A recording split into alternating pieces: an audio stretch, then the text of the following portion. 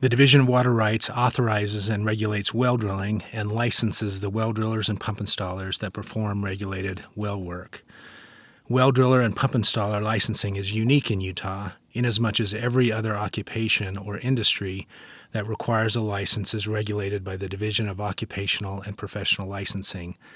The Utah legislature designed it this way in order to help the state engineer to protect Utah's groundwater and provide order and certainty in the beneficial use of groundwater. The topics of this well-related presentation include status of well drilling in Utah, the processes to get a permit to drill a new well, the approval process for well renovations, replacements, and abandonments, permitting process for non-production wells, a brief introduction to well administrative and construction rules, and a quick perusal of our website to help find well-related information.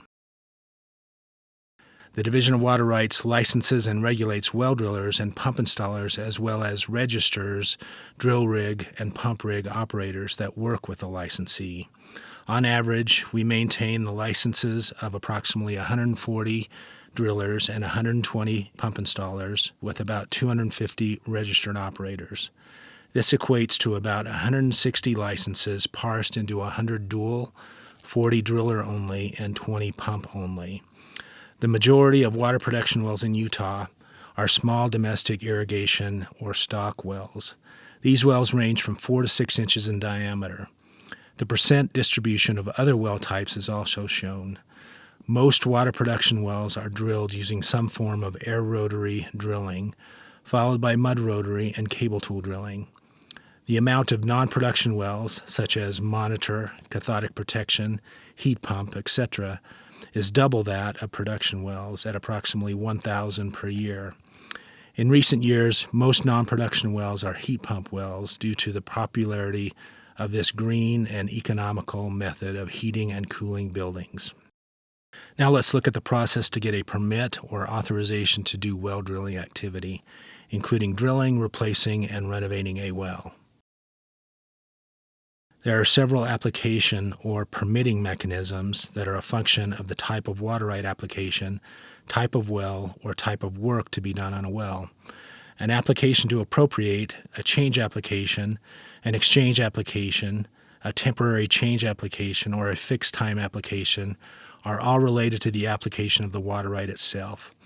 When this type of application with one or more underground points of diversion is approved, the division issues what is known as a start card, or the permit to drill a water production well.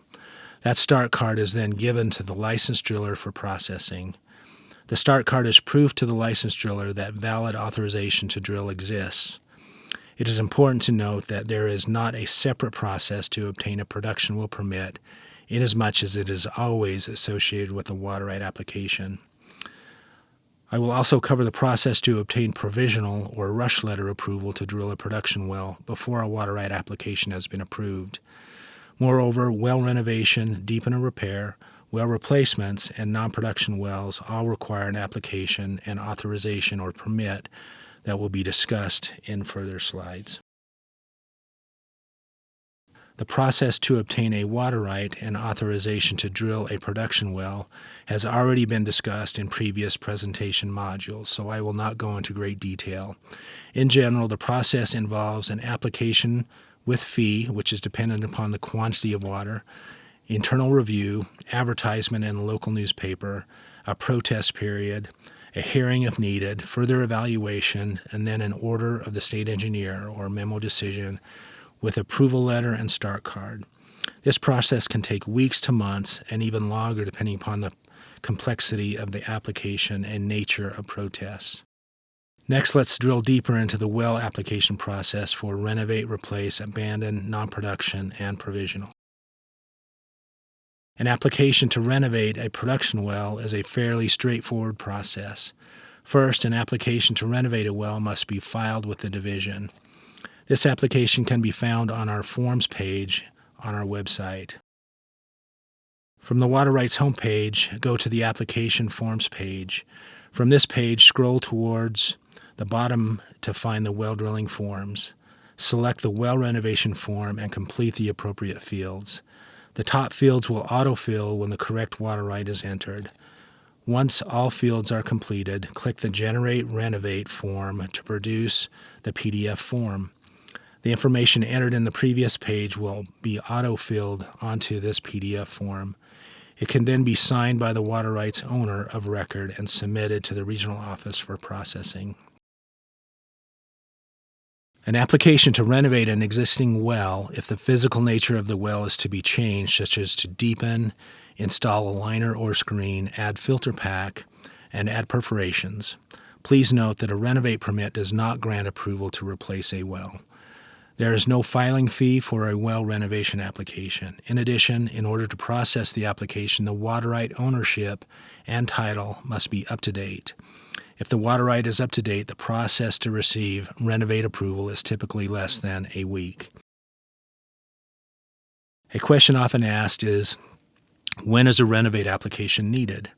That is, what type of work on a well requires a renovate application? Essentially, and as mentioned a moment ago, if the physical nature of the well will be changed, such as by deepening, repair, renovation, a permit is needed.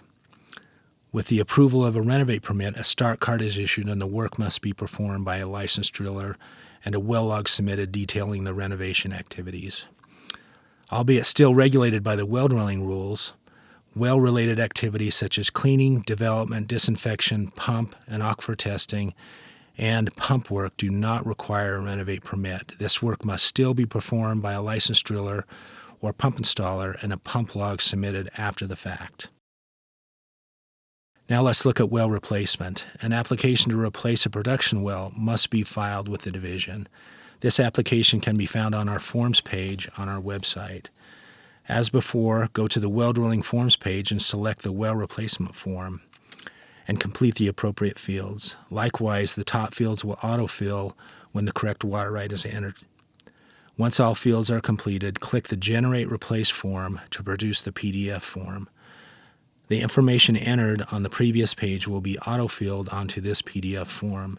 It can then be signed by the water right owner of record and submitted to the regional office for processing. In order to utilize the replacement well process, the new well must be within a 150-foot radius of the old or existing well.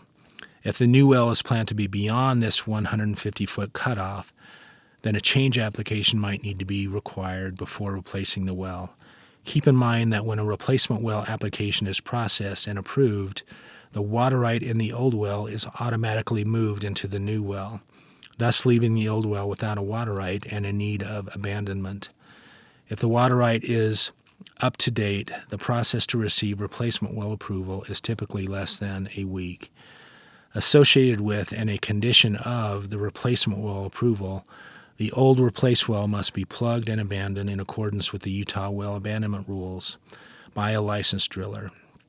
Moreover, it is the well owner's responsibility to have the well abandoned. There is no filing fee for a replacement well application. As with a renovate approval, the water right ownership and title must be up to date in order for us to process the replacement well application. Upon approval of a replacement well specific approval letter and start card are issued to the well owner. The owner then provides the start card to a licensed driller. When the licensed driller submits the start card to us, which notifies us when and where the drilling will commence, we issue both a well log for the new well and an abandonment log for the old well. The division tracks both of these logs from cradle to grave, so to speak. The driller is required to submit both the new well log and the abandonment log. If the abandonment log is not received from the driller, the division follows up with the driller. If the driller indicates that the well owner has refused to allow the abandonment of the old well, then the division will follow up with the owner. If the failure to abandon the well is willful, an enforcement action may be taken against the well owner, which may lead to lapsing of water right or fines. The division may also work with the owner to get the well properly abandoned, and in some cases the well owner will be required to move some water rights back into the old well if they choose not to abandon it. Let's further define well abandonment and discuss the several nuances thereof. Permanent well abandonment, as defined by rule, consists of a licensed driller completely sealing the well from bottom to top with approved sealing material, such as neat cement, sand cement, bentonite grout, or unhydrated bentonite, and procedures. Unfortunately, many consider abandonment as simply walking away from the well and maybe throwing rocks or a cedar post in it for good measure. That method of abandonment is against the rules and illegal. It is possible for a well to be temporarily abandoned. Temporary abandonment means that the well is temporarily sealed and capped for a specified and approved time frame, after which the well can be completed or permanently abandoned. For example, if a well is being drilled but insufficient water is encountered at the target depth, a temporary abandonment would allow the owner to seal and cap the well for a period to determine if it is possible to go deeper or terminate and permanently abandon the well. Sometimes they will reach a certain point and then run out of money or require an additional geologic study. Whatever the case, they can apply for a temporary abandonment through the division, where the well has to be completed with a minimum depth of casing and surface sealed and properly and safely capped. It can be left in that status for up to 90 days. After 90 days, it would either need to be completed or permanently abandoned. As mentioned previously, when a well is replaced, the old well must be permanently abandoned as a condition of replacement well approval. If an existing well, unrelated to a replacement well scenario, needs to be permanently abandoned, a permit is not required. We call this a standalone abandonment. The well owner must contract with a licensed driller to abandon such a well. For a standalone abandonment, the licensed driller must still notify the division prior to commencement of work. With this notification, the division has the option to inspect the work, and an abandonment log is sent to the driller. The log is completed and returned to the division upon completion of abandonment work by the driller. The abandonment log becomes part of the official record of the water right in the same manner as an official well log. Keep in mind that wells must be abandoned by a licensed driller. Wells cannot be abandoned by the well owner. Let's move on to non-production wells. The division regulates the drilling and construction of non-production wells that could potentially intersect and impact established aquifers, even though these wells don't serve as a conduit to pump groundwater. The main type of non-production wells regulated by the division include test wells, monitoring wells, cathodic protection wells, and heat pump wells. In addition, less common non-production wells such as dewatering, piezometer, inclinometer, seismometer are all regulated by the division if they impact an established aquifer. The first step in the process to drill a non-production well is to file a non-production well construction request form with the division. This form can be found on our website. As before, go to the well drilling forms page and select the non-production well construction form and complete the appropriate fields. Once all fields are completed, click the Generate Printable Form button to produce the PDF form. The information entered on the previous page will be auto-filled onto this PDF form. It can then be signed by the project owner or authorized agent and not to be signed by the licensed driller, and submitted to the regional office or well drilling office for processing. There is no filing fee for this type of application. The non-production well application can be submitted to any regional office or to the division's well program for processing and approval. The division may take up to 14 days to review and approve the application, but generally they can be reviewed and approved in less than that. The full 14-day review period typically is only applied to heat pump well projects, inasmuch as this type of project could have an impact on nearby water wells. During the review period, the well owners, especially public supply well owners, can view the listing of non-production wells on our website to determine if any impact may occur. There are a few ways to find this listing. From the home page, select the Water Rights button or use the Programs drop-down. Next, select the Search button, then the List button, then the Non-Production Well Applications button. Another route is from the home page to the Well Drilling page. From the Well Drilling page, select the Non-Production Well Application button. The list shows the most recent applications, but the date range, well type, and water right area fields can be revised as needed. The 14-day review period allows time for the well owner to coordinate with the non-production well project owners to minimize impact. For public supply wells, the division automatically reviews the non-production well heat pump projects with respect to drinking water source protection zones. If the project falls within a drinking water source protection zone, the division will notify the public water supplier of the non-production well application. Non-production wells must be drilled and constructed by a licensed driller. Presently, heat exchange wells are the most common non-production well. Heat pump wells are used for heating and cooling of homes and larger buildings such as schools, hospitals, government buildings, and commercial buildings. The two primary methods for heat exchange are closed-loop well systems and open-loop well systems. A closed-loop well system is a non-production well process, whereas an open-loop system is a production well process. In a closed-loop well system, borings are drilled to an engineered depth and a closed loop of HDPE tubing is installed and completely sealed in the borehole.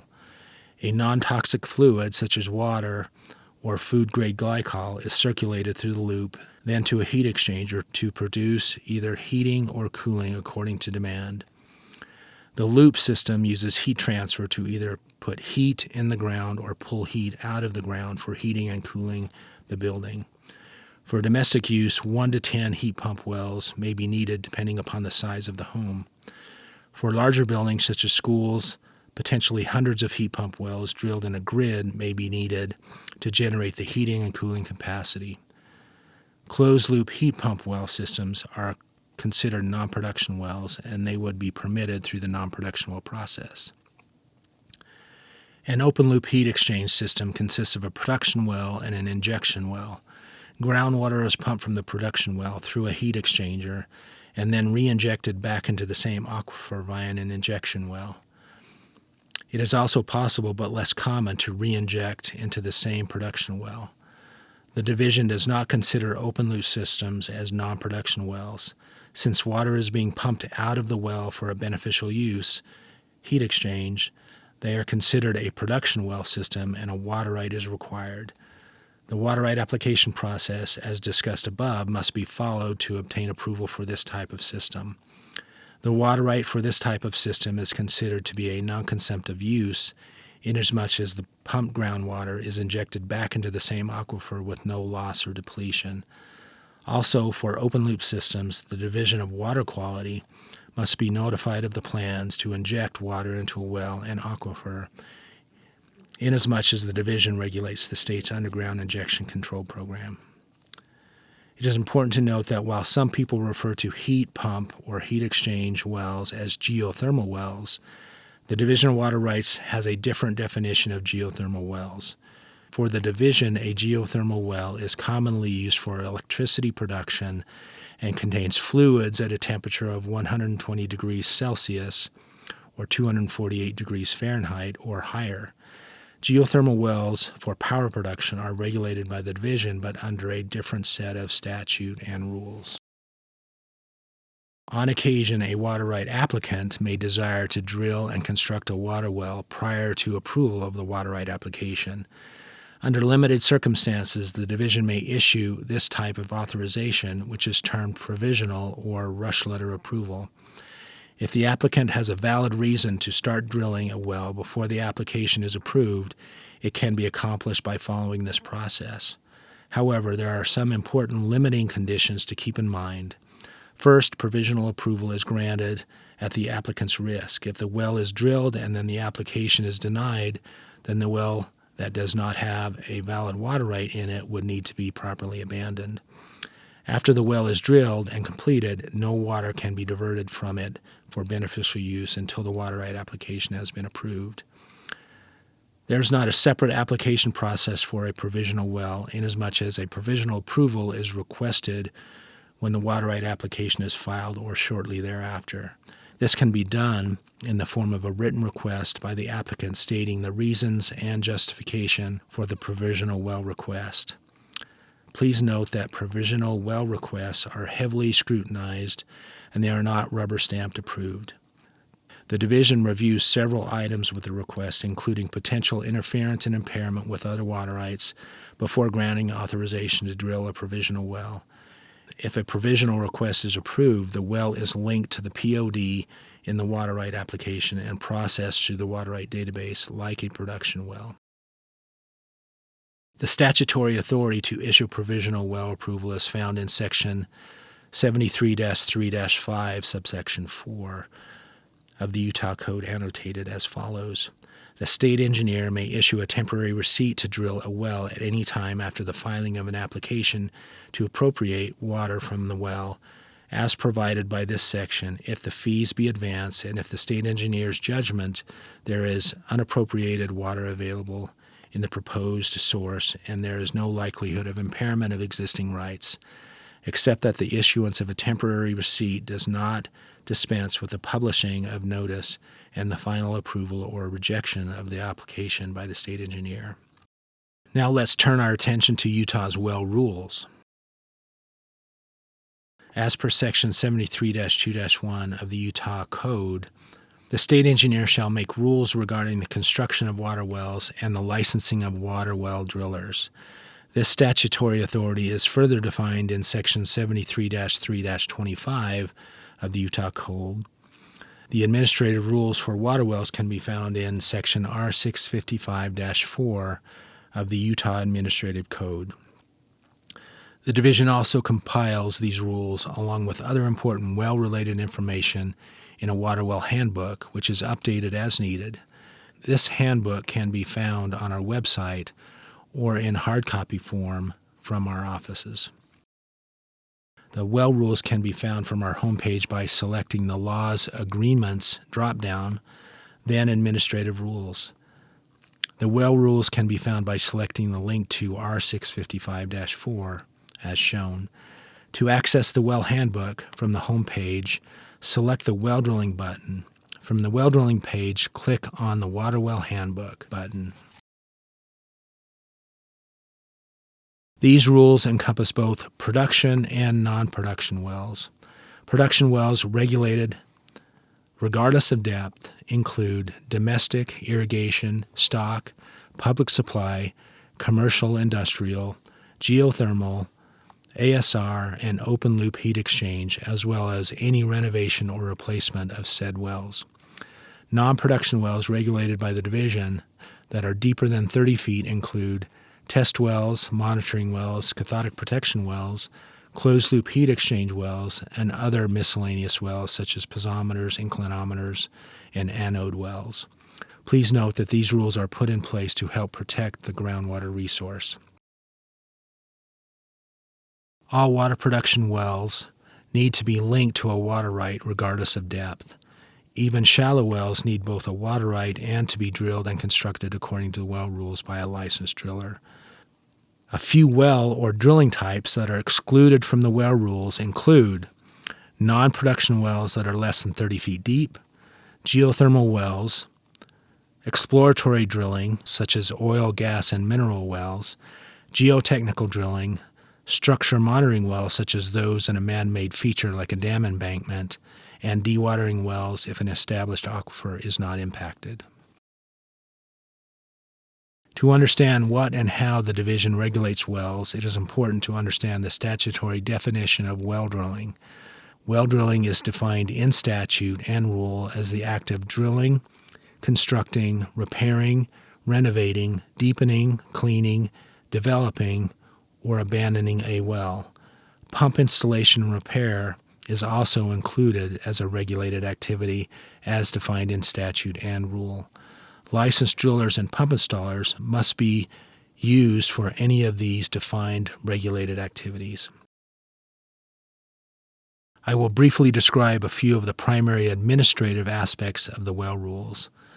Licensing is a fairly rigorous process. Drillers and pump installers are tested, must provide proof of experience, must be bonded, and are required to have continuing education every 2 years in order to renew their license. To operate their drill or pump rigs, a licensee or the licensee's registered operator must be on site overseeing any regulated activities. The division has a process for well-related violations, infractions, and enforcement. Drillers are also required to drill at the approved location or point of diversion within 150 feet of that approved location. Drillers must not remove their drill rig until the well is completed or abandoned unless temporary abandonment approval has been received. The licensee's number must be prominently displayed on their drill rig or pump rig. Licensee reporting requirements are stringent. Drillers must submit a start card before they start the work. They must turn in a well log or an official driller's report within 30 days of drilling a well, and each log is specific to that well. The division also requires licensees to submit pump logs and abandonment reports. By statutory requirement, the division started regulating pump-related work and licensing pump installers in 2011. A licensed pump installer is required for any pump work, including installs, changing pumps, and cleaning or disinfecting pumps, who does this work professionally and for compensation. However, there is an exception to licensing in the statute that allows a well owner to work on their own pump in their own well on their own property. The legislature put this exemption in the statute to allow farmers and ranchers to do their own pump work if they so choose. Pump work does not require a permit or start card, but the pump installer must submit a pump log after the work is done. The Division of Water Rights is the primary regulator of wells in the state. However, the Division of Drinking Water has additional regulatory authority, rules, and approval processes for public supply wells. For public supply wells, it is important to understand that both sets of rules must be applied. On occasion, a public water supplier will drill a well after getting approval from the Division of Water Rights, but will not have approval from the Division of Drinking Water. This can result in significant difficulty in the process as well as a fine. The Division of Drinking Water rules include requirements and provisions for drinking water source protection plans, pre-approval of well plans and specifications, increased drilling and construction material and methods requirements, mandatory surface seal inspection and certification, stringent pump testing and water quality testing and disinfection requirements. Well plans and specifications must be submitted by a licensed driller, professional geologist, or professional engineer. How should a well be drilled and constructed? The following is a brief summary of the primary well construction requirements in the well rules. Unfortunately, we do not have the time to drill into each of these construction rule categories, so please go to the rules or handbook to review the details surrounding each component. In summary, the well rules contain requirements for well casing, joints, screens, perforations, surface and interval seals, formation stabilizers such as filter pack, gravel pack, or sand pack, aquifer protection regarding fluids, chemicals, lost circulation materials, cross-contamination, disinfection, surface completion, requirements for special wells and monitoring wells, requirements for deepening, rehabilitation, and renovation, well abandonment, and pump installation and repair. Finally, let us take a look at the division's website to illustrate where you can find well-related information. For well-related forms, from the home page, go to the Resources and Application Forms page. Scroll down to find well drilling forms, some of which we have already discussed. Noticeably absent from this list is a blank well log form. People frequently ask, why can't I just print a well log form here? Blank well logs are not publicly accessible. With the receipt of each start card submitted by a licensed driller, the division prints a well log specific to that start card and water right, pre-printed with the authorization, location, applicant, and licensee info on it. Back to the home page and also on the Resources banner is the MAP search engine. This is an extremely powerful and comprehensive GIS search engine, and from it you can find most anything water right related, including well information. For example, if you want to find well logs, there is a well log layer that can be turned on that will allow access to well construction information. Another useful link from our homepage is the well drilling link, which contains a plethora of well information. The water well handbook can be accessed from this page. Licensed drillers and pump installers listings are also available from this page, a list of all licensed drillers, including their contact information, what they are licensed in, who their operators are, where they are currently active, and all their well logs since they were licensed are available. You can change how you look at this information from the drop-down box. This page also has access to the administrative rules for water wells, as well as the well drilling database with more well log search capabilities. This page also provides access to the map server location calculator, wind search, non-production well list, pump installation report, and online start card submittal. The location search will allow you to do well log searches by certain criteria like depth, date, diameter, or type of well. You can also search by radius around a public land survey coordinate or a UTM coordinate. You can pull up well drilling statistics by year for both production and non-production wells. Well drilling links can also be very helpful, as it has all the government agencies related to well drilling, the local associations of pump installers and drillers, and the National Association are also there, as well as good general well information that can be helpful to well owners. As you can see, there is much more well information on this page, so please peruse it at your leisure.